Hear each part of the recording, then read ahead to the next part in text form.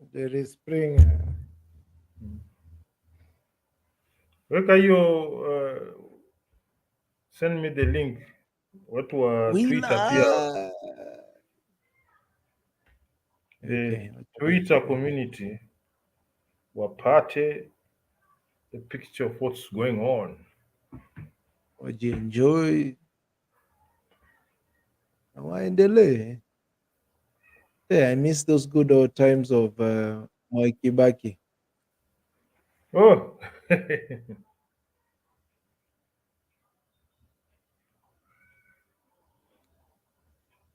we go. Talking about that, I've realized actually this year, because Hmm. I was trying to think back Yeah. to, like the times when we started listening to Kibe Hmm. Space. Hmm. So this was in 2022 before the election. Hmm. I think things became political right before the elections as things were heating up, people getting ready to go for the vote. And I think ever since then, it's been politics much of the time. I mean, I Okay. think now is when people are sort of getting tired with the whole, I think we politic a lot.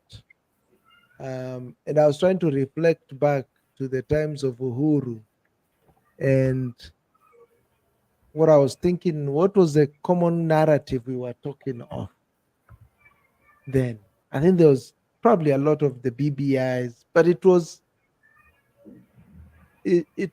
not so much. I think there was a bit of aspects of taxation, particularly if you're in business. Um, but it was just the usual talk, when there'll be something in politics that captures the minds of people. But now it seems like the conversation has been deep in terms of politics and economy. At the time, we were not talking a lot about economy. But ever since this new administration came in, I think we've just gotten so engrossed in politics and aspects to do with the economy, um, those kind of things. So that's what I was just reflecting back on. Um, When you know we were just having very casual conversations on relationships and stuff on Kibe Spaces.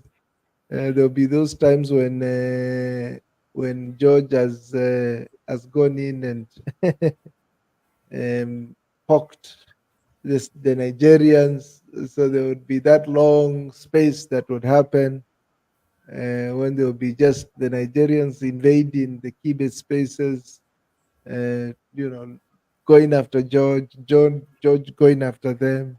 We just had very simple conversation, but now it has become all about politics. I think the what I call the staple of most conversations in Kenya. Mm. It's a bit sad, but it revolves around politics and women. Yeah. Hmm. I find it to be a bit because I've around sort of peeped around spaces in overseas. You'll find Hmm. a very long drawn space with like 300, 400 people talking about technology, robotics, Hmm. AI. I only saw one space for some guy, I think Web3 or someone, who was talking about how we could use technology in the parts in court of creating what we call good governance and our methods. But they are not very common in this part of the world. So, but then again, I think this is one of the the outcomes of being in a society or being in countries that don't do a lot of building. Yeah. Uh, No, we you're we right. we don't build a lot. In fact, we basically build nothing because yesterday I was in a space that was calling out a scam on EVs. And that guy actually, I think it was called Nelson or someone, who actually sort of, I call it vindicated my suspicions, because whenever I used to look at the people I'm supposed to be, I'll soon be, hopefully soon be competing with, uh, I'm not going to mention that there are some who had products that somehow look like they've been made locally. Upper Kenya, there's a way something will look when it is made locally. So then I Mhm. come to see the same product on, I think, on Alibaba. I think on Alibaba or what? Mhm. Um, Same color, same design. The only thing was missing was the branding. So this guy told me none of these people are building anything. They are simply, in China, they can build everything for you, including brand. In fact, when you go to Alibaba, they'll say of 100 pieces, you get free branding, something like that. Okay. Mm. So you see, when you are going into an industry, let's say you are dealing with a particular product, number one should be empowering, technical empowering of your people. So why import when you can sort of go the long way? You can actually bring it in pieces at least and have something made in Kenya. Like on our end, our frame was welded in Kenya by our own people. Our battery was assembled locally. We imported the lithium cells. Then we built the battery. We assembled the battery. The BMS killer kit was done. It's the cells that we imported, but casing and the works inside tulifanya sasa wenyewe. So like on my end, a prototype was taken. Let me see, George, Cyprian, Frank. A prototype has taken three people working on it hands on. Then the fourth Mhm. person will be the final product design. That's Eric. Okay, product design for that is only one for that particular batch. So let's say three people working on it. So if you have to go full scale, let's say 100 bikes per day, we're talking even 80 or 50 or something like that. So it's a bit disappointing that in this day and age, you still want to import fully for a country like ours where jobs, employment is quite an issue. A law should have been passed that as long as we have this manpower, let us avoid importing these fully built units. And then also there's the issue of weakening your dollar. You cannot talk of, this is a very strange phenomenon that I came to sort of be sort of to appreciate or somehow being aware of, because it's something I was always okay with. But when you look at it deeply and you hear something, someone telling you about you have a crisis of dollar reserve, how are you running a country in such a way that you are in deep need of a foreign currency? Of course, there are times you need to import something. If you import some, why don't you just make your currency so strong that you need only 20 shillings of your currency to access that foreign currency and move on from there? As opposed to whereby you have to worry about having reserves of foreign currency, then other people start playing that figure, I don't know, hoarding and whatnot. I call it currency sovereignty. So I think it has, well, if I may call this, the management or the administration are not seeing, either they're not seeing the picture or there are other forces in control. Because why are you concerned about the reserves So of an? Yes. yeah, it's actually quite interesting you raised that. Okay, so number one, the route you guys have taken, one, I think is the more harder route. It's not a quicker approach. But I think it has got more long-term gains compared to the other approach, which is, quickly, let me do an import of everything done in China is just for me to become a shop. but there's no sort of any intellectual capital developed, any kind of local capacity developed. And as you say, even employment is not there. At the very least, if there was some kind of an assembly point, not just shop attendance, because the later one we just have shop attendance. Um, that's the best approach, because then you're able to, as you're saying, you will employ more people. Um, you reduce your dependency on the dollar rate. And I had the president actually speak of this last weekend during his town hall meeting in Mombasa, where he mentioned manufacturing. But again, if you were to look at what he speaks of more, is around housing. Actually, very little. That was, and I think it was because of a question that somebody raised that he spoke of it. But if he was to hit sleep and everywhere he's speaking is raising that, then I would know it's top of mind on him, on his side. And it's something that he will put more priority and emphasis on, and effort, any kind of resources. But now the emphasis seems to be on something else altogether. So yeah, it's a bit sad. And as you say, you question about this, because these people are not stupid people. As I always say, government always has the best of, of the best talent, not private sector. We typically think of saying private sector as the best, No, but the if government has you the best professionals. if exactly, exactly. So as you say, maybe they are responding to other forces outside of the people we know.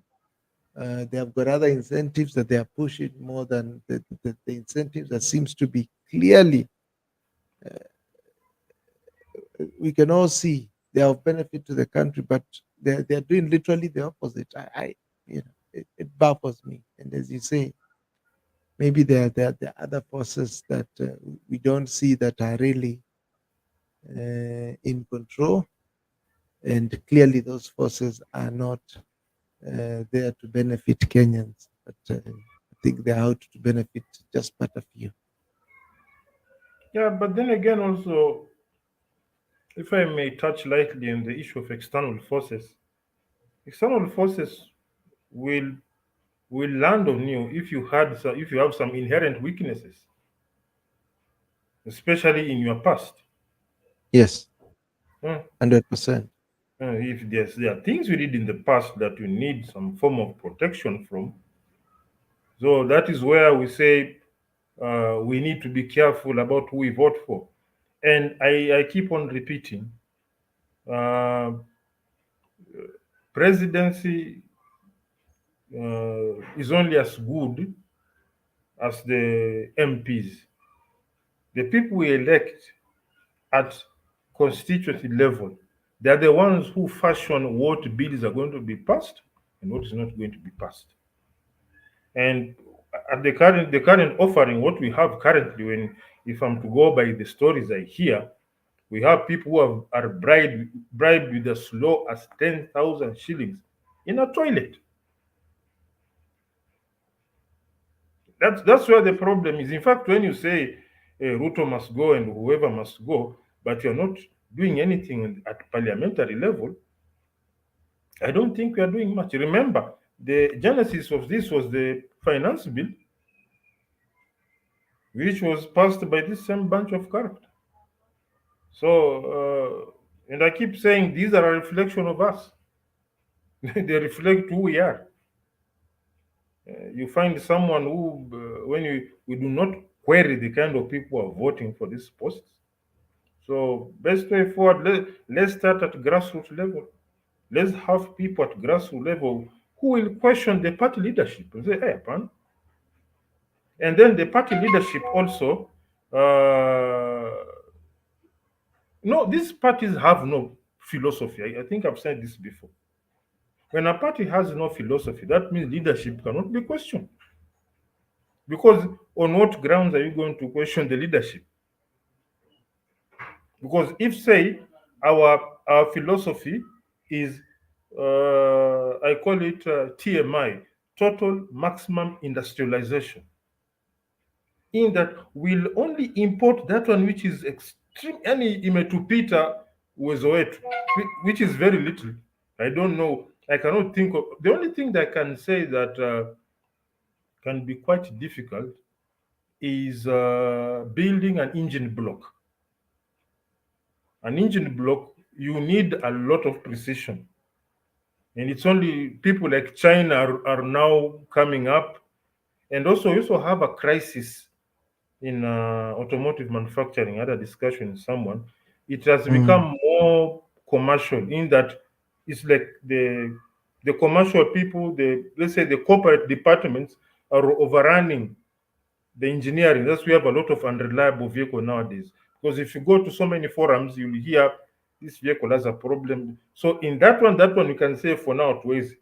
But the rest, we can literally, in and what we cannot build, we can assemble and let our knowledge build. So if my party, they say in Good Juma party, is also total maximum industrialization, then I have a party member who is importing, he has a very huge shop, or is the sole distributor of Italian suits in Kenya. We'll call him, we hapana bwana. Hii biashara yako does not tally with our party philosophy. Get the best tailors to make similar suits. You cannot say TMI, total maximum industrialization, then you are making your core business is importing shoes, I don't know, from Holland. Why don't you train our people? Or tell those people in Holland, we are ready to triple our orders if you set up a factory in Kenya and train up. Now, you see, now that I'm operating on the philosophy of TMI, my party members can question me. They can bring issues to my table. Hey, kuna certain party member, your so-called member of your kitchen cabinet, is the one importing and I import magari up. I'll tell you, hey chief, is there a way you can do some bit of assembly? What are you doing here? So the presence of a philosophy, it's really, and I think that we are not dealing with stupid people. Some of these parties are operating philosophyless, so that it becomes some, you call it amoebic, like an amoeba, in a change shape to kulingana na vile party leader naona. Exactly. I mean, don't you know they just craft these things just the lead up to an election? They are mostly just vehicles. We've Mm. not had, and even today, I mean, you've seen with the current nomination and that are now currently being vetted, and there Mm. was actually a question that was posed to the current Treasury CS nominee, Mr. Bandi. Mm. Uh, Having been sourced from ODM, he was being asked, how does, you know, what's his idea about the bottom up transformation agenda? Mm. Uh, and, he said, yes, the ethos of the that agenda aligns with ODM's manifesto. But you can see if somebody can quickly change sort of allegiances, if you might call it as such, in such a in a whim. That means it's philosophyless. Uh, There's no philosophy. yeah, there's nothing that really is guiding them. It's just who who's the highest bidder and who has called. So We that call that it, gives them, yeah. we call So it access to the cooking pot. As long as you access can to the access the cookie pot, jar, when yeah. the gas.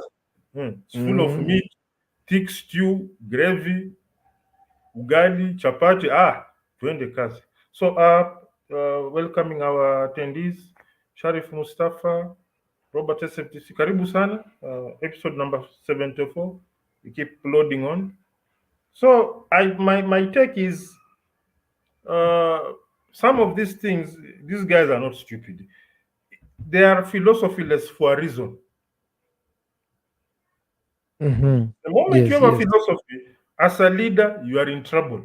That is if you are a shaky person, because you have to. I cannot say now I'm Ngudi Juma, party leader of so and so, and our main operating philosophy is TMI, total maximum industrialization. Then I become the number one importer of Richard Miles watches. in East Africa. How?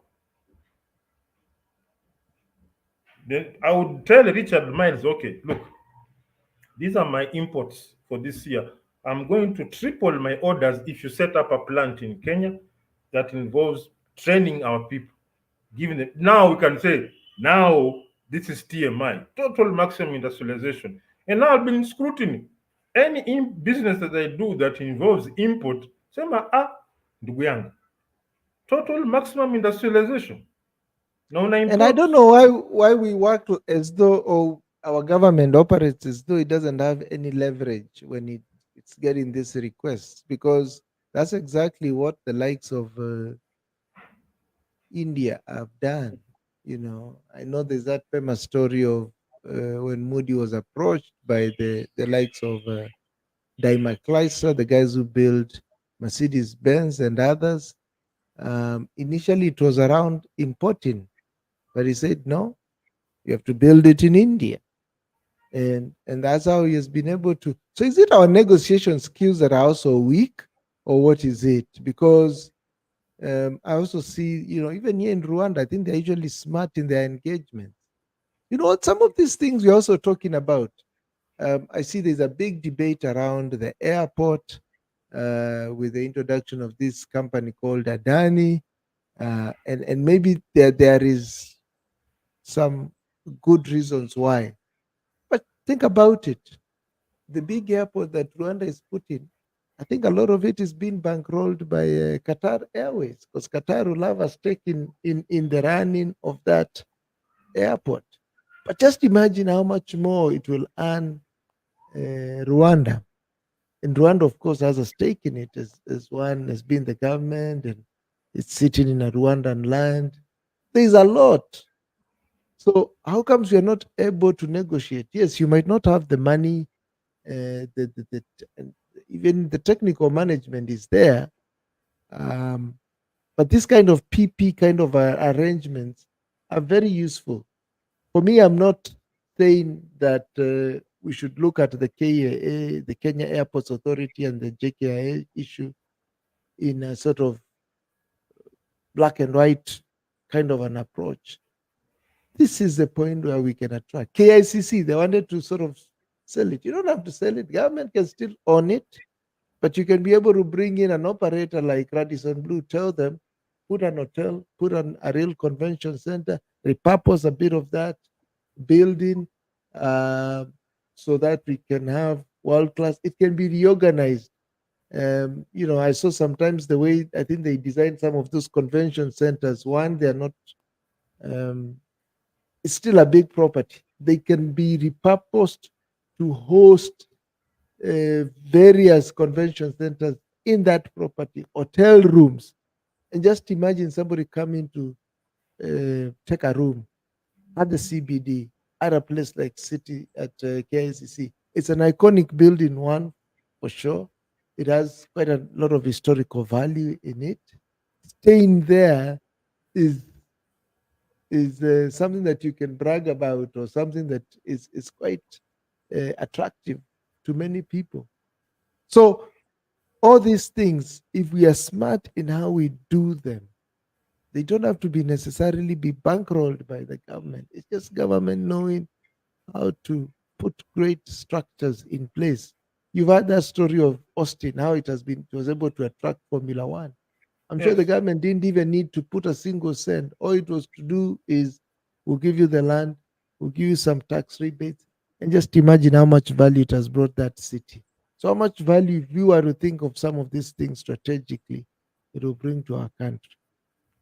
And then, being a very big proponent of what you call skill upgrade or skill empowerment, when those guys come to run our airport, let the agreement such that our people be part of the learning process. So that if Adan Exactly. is there for 10 years, after 10 years, we have a group of Kenyans who can go to other countries like Zambia, whatnot, and now sell their skills there and run airports there. Should not be just Adani coming there, then it's Adani again, then And that should no, be part of that contract, Adani such do their that thing. when they are evaluating them, They're Mm. evaluating, okay, how many Kenyans have you hired? Two, how Mm. many Kenyans have you, been able to take them through either a program into running and managing airports? How many now have been able to scale up from either a junior managerial to a senior managerial level? How many Yes. Kenyans do we now have at the senior managerial level? Maybe at the initial 5 years, it could Mm. be mostly run at the senior level, maybe with a few Kenyans by foreigners, but then slowly by slowly get more Kenyans. If the CEO was a foreigner, slowly by slowly after 5 6 years, the CEO should be a Kenyan. All these things you can plan and be able to track and measure them. Yeah, because I normally say when you want to learn something, be humble. So let us be humble. Let these guys come in, do their thing. But on the agreement, there should also be a learning curve aspect from our end. So that after 10 years, should be having a group of individuals, highly trained people who can run that system properly. Even you can even give them support to run what to call an airport, a private airport management business entity, so that we have our skills being exported all over. Because yes, we have an entity from the Indian continent coming to do this for us.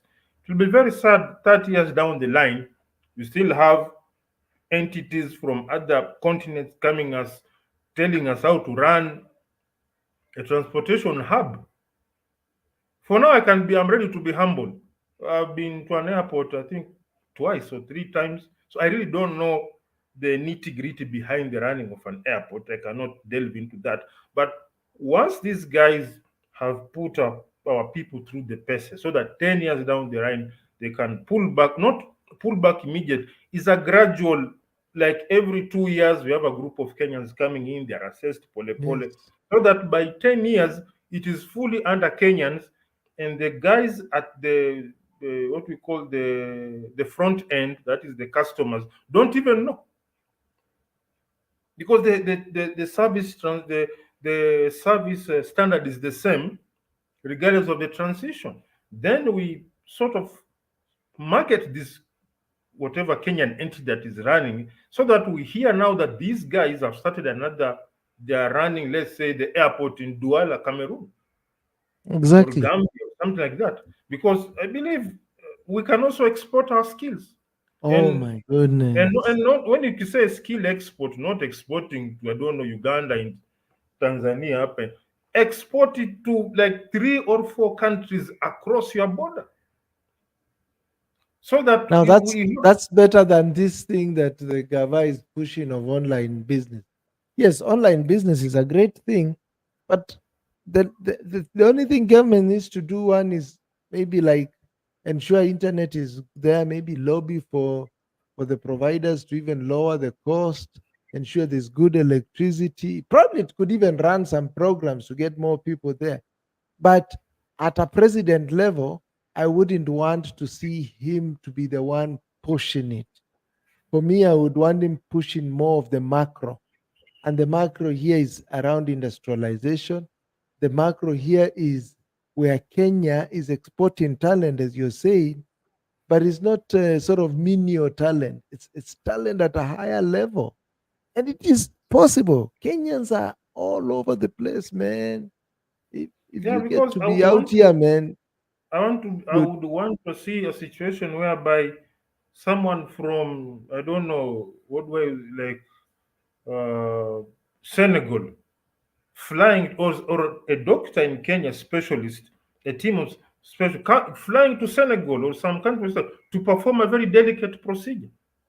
yes, This is what we should be aiming for. But this issue, even online work on itself, is simply like a stopgap measure, or an elastoplast. I'm also doing online work. exactly, exactly, It is exactly. something tu kukufunika tu. It's like your pants, swari yako imetoboka kwa matako, so you are patching things so that you don't go around bearing your ass to people.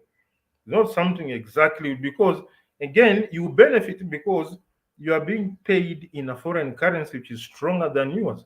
Those guys on the other end see you as cheap labor, because they'll be very happy to pay you, let's say, $3 per hour, which is around let's say 360 shillings per hour, which for Northern Kenya, that's very good money. For the Mzungu, that is even, I think even the expenditure of a cow is higher than $3 per hour.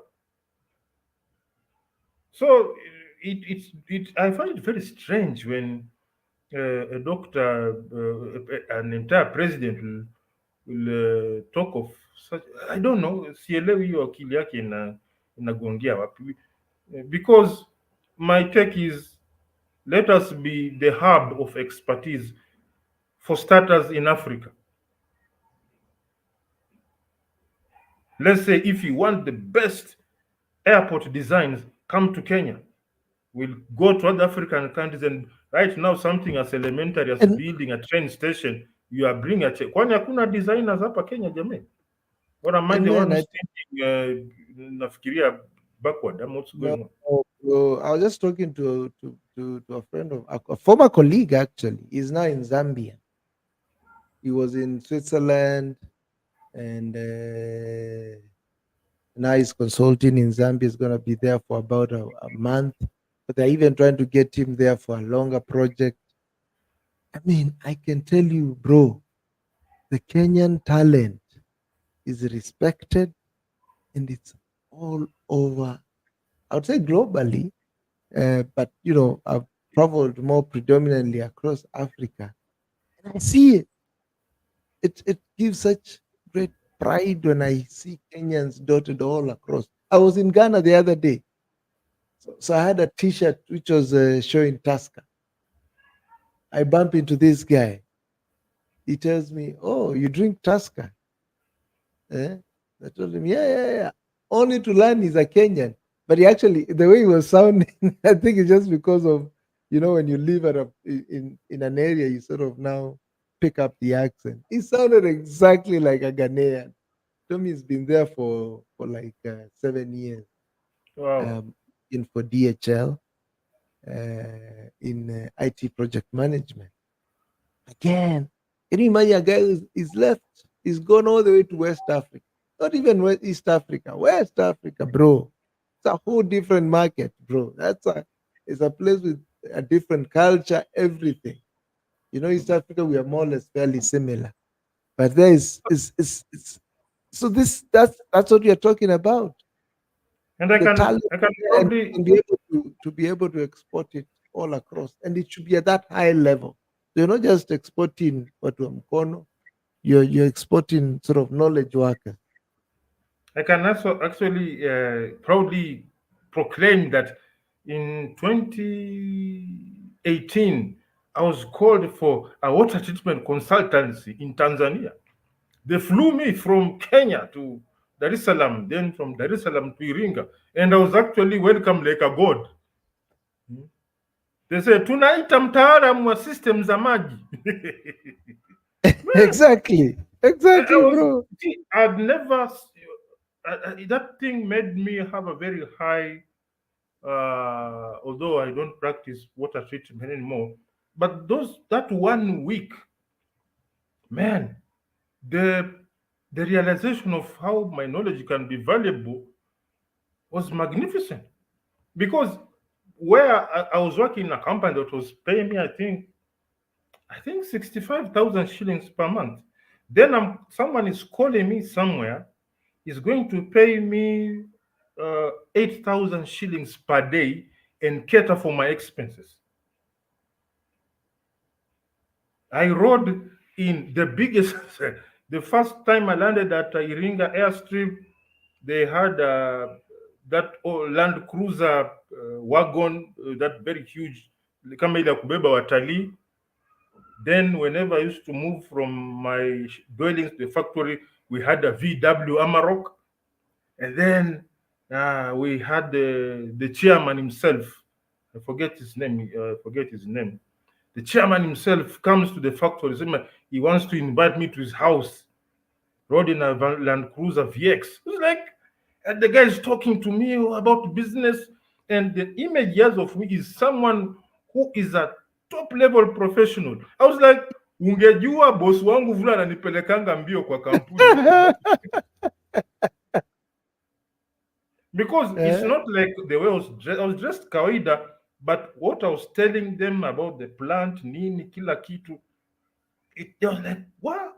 And then to make it even to make the icing on the cake, the general manager of the plant was a Mzungu. And the Mzungu was like, oh man, yes. Yes, he's like, this is the man. So it's like, I didn't know that knowledge I had could make you get treated like a king. Can you imagine? Huh? Imagine that. Hmm. Our Then I went to professionalism is at another level, bro. I I tell went you. to a meeting. That was a final meeting where I'd made my report, kila kitu. No, there were two meetings. The one was midweek, then final meeting where I was now handing over the report.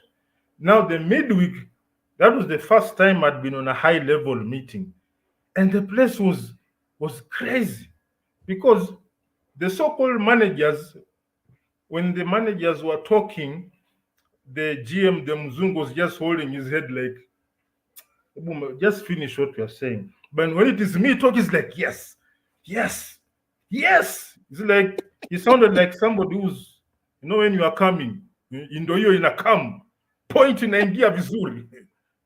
So in the back of my mind was like, I think professionalism in Kenya, we are really sort of stamped down and meant to believe that our job is to be mediocre and kubali ile unapewa and you just shut the fuck up.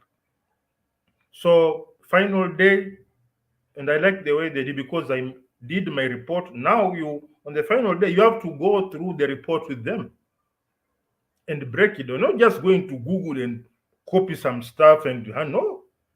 You have to come up with the report and share it on the net. Then everybody with their laptops and you're just going point by point by point. And what I made it very clear about their system, because okay, out of professionalism I cannot go deep, but I was creating a correlation between the system and the business end, the commercial end.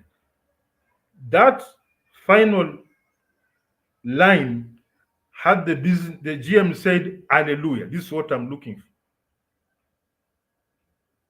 He actually got up and opened that particular page and showed the plant manager, read this, Somai. And I felt like a messiah.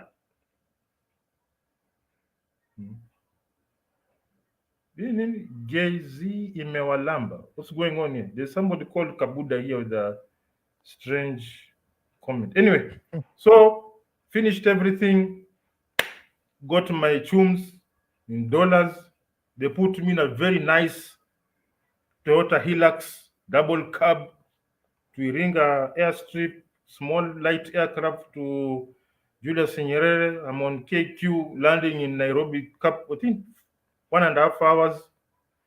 Bureau, change pesa yangu, 7,000 shillings in 7 days. And as I look at the money, I put it in my M-Pesa. Sema, this is what my professionalism has gotten me in 1 week.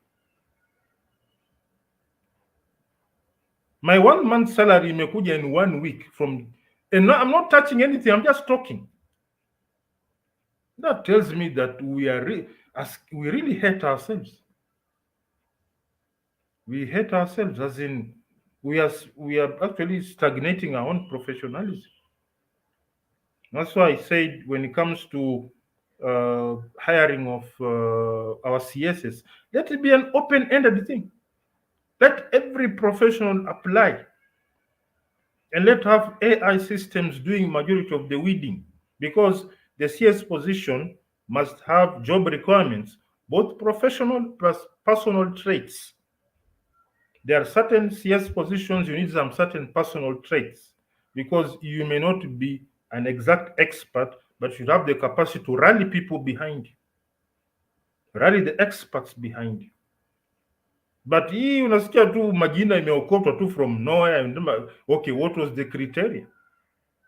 Because a CS is like a head of department. So if you pick it randomly or you pick it based on interest or based on maybe alikufanyia kitu fulani before he was your chief campaign, wapatie tu ambassadorial roles tu wajibambe nayo. mpe ambassador ya Italy aende huko akunywe wine or whatever it is they do in Italy. Wa Denmark, you can go eat cheese there or whatever stuff is made in Denmark. Watulie huku. But these positions that fashion how the country will run, let give people with credible credentials ambazo jina isiwekwe hapo, watu wanashanga, huyo amekuwa CS, because this is the same system that gave us people like Mulu Mutisi as minister. Alikuwa minister wa nini huyu jamaa? I remember when I used to see him, I started laughing when I was small. I was telling my dad, daddy huyu mtu anaongea vipi? So but I don't know how. I don't know how things are going to change. So it actually makes you wonder again, are there other forces behind this thing or what?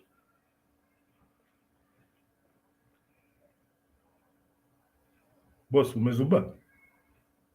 Yeah, anyway. Nimezuba You kidogo. look hypnotized. ama kuna Chantel amekutumia message. I got distracted by something there. Should I wear blue lingerie? I know you are in Rwanda. You are in Rwanda huko wacha tu. Rwanda it makes Andrew Kibe becomes a Kinuthia. No, here you become a Kinuthia quick, fast. Minus yeah, slow. but it's true. We are not promoting our talent as much as we should, and there's a lot of it in Kenya.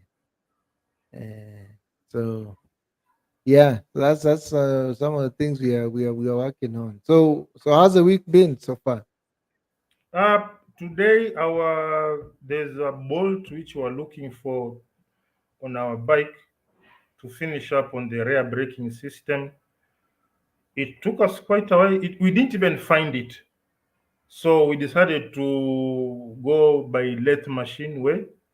Na huyo Chantel amekushika kweli. No, I'm reading the comments now. Endelea.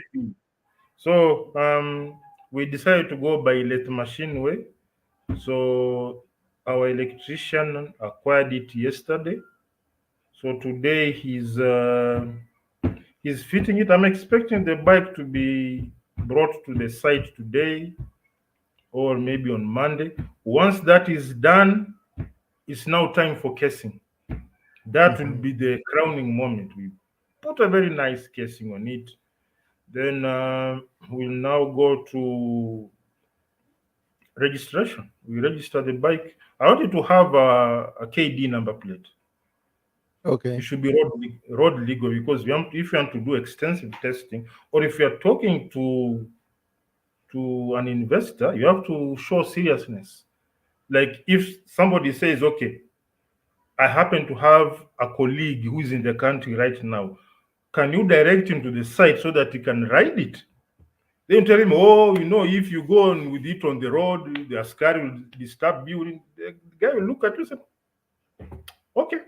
So what determines, Ama, once you get the number plate, is like saying it's roadworthy, or is there a test that you go through? Do you need to take it through the It has to be taken through inspection at KEBS. Then from KEBS, we can now acquire. There's a certain number, I think it's KD or something. There's a KD you get, like when you import a car and you have not yet gotten the number plate. KD or something. There's also documentation for prototypes, because a prototype also has to be registered if it's to get on the road. So this is all about due diligence. The days of you putting together a piece of equipment and then people ululating or say, no, you have to go full scale. Because right now we live in a global village. You talk to someone, say, listen, I happen to have 2 or 3 of my associates are around the country. Can they access the bike and run it, just test it? Like when I went to see, there's this company, I've not seen their bikes for quite a while. I only saw one. It's called the company is called Steamer Boda, and the bike is called Credin. It's an Indian bike made Mhm. in India. Very very nice motorbike. When you went there, uh, you people think you know everything. Uh, yeah, we think so. We will not be here if we didn't. So, what happened is that yeah, we are in the era of free expression, and one of the Exactly. elements of free expression is people telling you things you don't agree with. So, very good. If somebody wants to counter, you counter. Yeah, no problem, no problem. A counter, not just throw in words. Eh? So when we got to that bike, he actually gave me a ride on it. Mhm. We moved around. It was very powerful. So I want to create a situation. Can't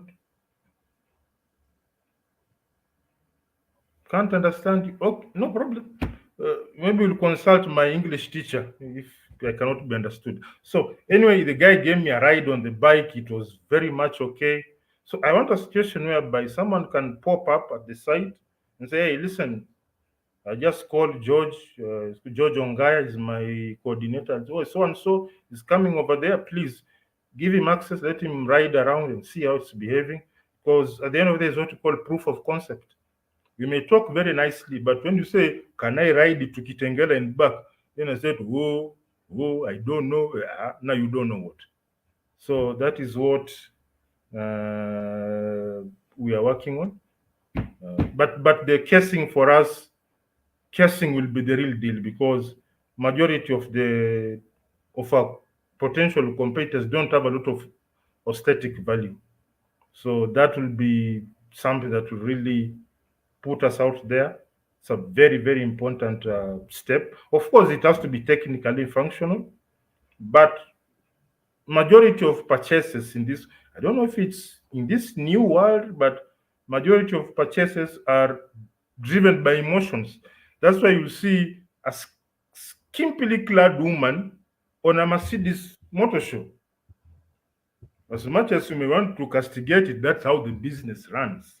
That's how the system operates. You must have some uh, Chantels and Wanjikus and Wambuis there. They're very nice figures, brown skin, long hair, standing next to a car. In Kawaii, it's in us. Do you people eat zebras?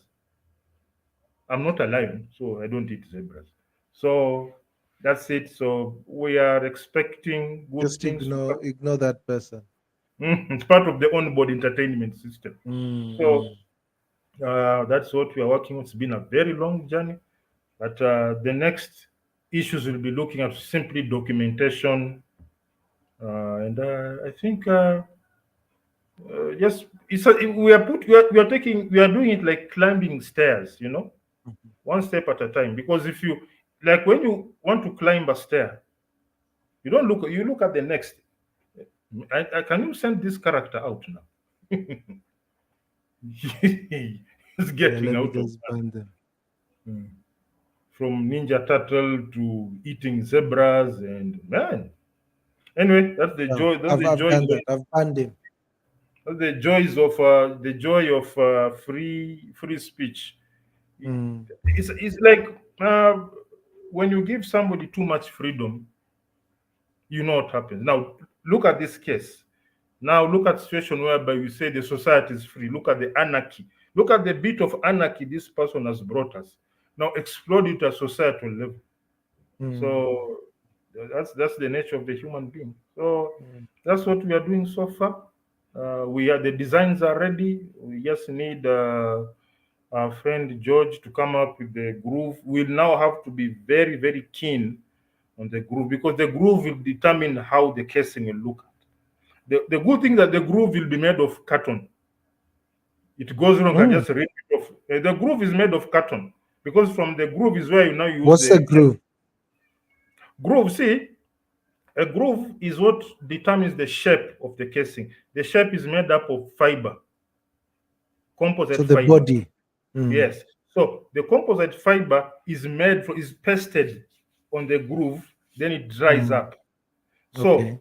the good thing is that since the groove will be fashioned out of the carton, so if it goes wrong, we can just get another piece of carton, do it again, or until we get it right. Because if you get the fiber casing wrong, man, that's another cost. So we are going to be very keen on that carton groove, get it correct, get it right, then So it's color, we like color it. casting. It's like Yeah, casting. creating the Yes, template. yes, yes. The good thing is Ah. that the template will be made from carton, cardboard, cheap material. So we that one we can even do it 5 times. Many. Yeah. Hmm. So So it's not once, costly. I mean, I yeah. think it would be good when you finally get it up and running. You do a launch right here on Free Flow in Saturday. Take us Mm, through we a we live have a showcase. we have a different approach to Mm. we tend to have a different approach because Hmm. you know very well people like launching products in this part of the Okay. world, but no one launches factories. You want to be the people Okay. who launch a factory. So many products get launched. We are Hmm. obsessed. We are obsessed with launching ceremonies, but I prefer launch a factory. Have you guys there? Maybe I'll have you with the makasi with the ribbon to cut the ribbon. Then have someone, Sharif Mustafa, will press the button that will begin the process. Now that we are talking, launches, I find them to be a bit somehow cosmetic, and I think is something like we borrow so much from the Western world. That's I'm a bit, I don't know. That's what my mind of. I find them to be somehow, because most of the people who launch, these are big companies which launch. A company that has run for 5 years now, they're launching an improved version. Or I'll be okay with launching a second hybrid bike when I have a fully fledged factory and been running for a while. Now I'm launching something. But first launch, I prefer launch the opening of a factory. You will be I mean, I don't know. Maybe I should use another term, but do you want to do like a live, just yes, I taking us like through the bike? yes, that would be nice. But when utakata hiyo ribbon, Sharif Mustafa will press that button. Then we'll maybe after that we'll have maybe a quickened video how the bike is put together. Then we'll have a group of us, you, Shai Mustafa, Robert SFDC, riding the first few products of the plant. That shows sustainability. That shows that these people are here to produce. But a launch, you eat, unakutana mahali kukunywa sijui chai na sijui nini, snacks, then you have one product. I think that looks a bit foreign. Hiyo ni mambo ya wazungu. Let's have our own ways of doing things away from the copy pasting. Okay. But then again, However I'm you want also to run open. it, it's I mean, I think the idea is just celebrating a milestone. You guys have been at work, hard at work to build this product. Uh, I think that in and itself is worth celebrating, even as you work on bigger goals. So I would say it would mark a certain milestone worth Maybe if I, celebrating maybe towards if that journey of having a fully fledged factory producing X amount of motors every day, every month, every week, that kind of a thing. yeah. But anyway, I normally say that I am not the custodian of knowledge. I operate on receiving feedback from various quarters. So I don't like the idea of me being all knowing. I believe in like the idea of the rare breaks. That one came from the gentleman George. It never even occurred in my mind. So as we keep on for interacting and discussing these issues, I'm sure ideas will pop up, and I believe something fantastic will be birthed. 55 minutes of a free flowing session. I like this. I like these unrehearsed talks. It shows how our minds are very much. Yeah, man, we can go on any topic, bro. Any Mm, topic, bring it on, and we'll go at it, and we'll go at it at length, mm, even without any. We are always reading. We are always, informing ourselves. So sometimes you don't even need that preparatory work. You just need to be able to just shoot at your hip mm, and give a response to something. Because if it's something that you're passionate about, you possibly know quite a bit about it. And all these things we've discussed, be it economy, be it socio-political, be it aspects around EVs, manufacturing, motors, all that and more. And yeah, I think this is a good time to sort of close it. I actually that, decided let's do it a bit early, and then I can leave the house and now sort of go have my evening coffee somewhere. yes. Because Na the you other actually time I was actually thinking nitaenda na afu nirudi. Ah. sema tu ni Chantel amesema. I've missed you so much. It happens. It's hardly a myself. It is normal. Usual shout out to Sharif Mustafa, Robert SFDC, new guy on the session, Oscar Situma, karibu sana. We do this between either 6 to 7 or 7 to 8. Hapo katika, between 6 to 8, there's always something happening on this channel on Saturday. Tunasema asante kwa kila kitu. We had Kabuda. So maybe I can just close by saying adios from Athi River. Adios from Kigali, Rwanda. See you on the next one. Goodbye, guys.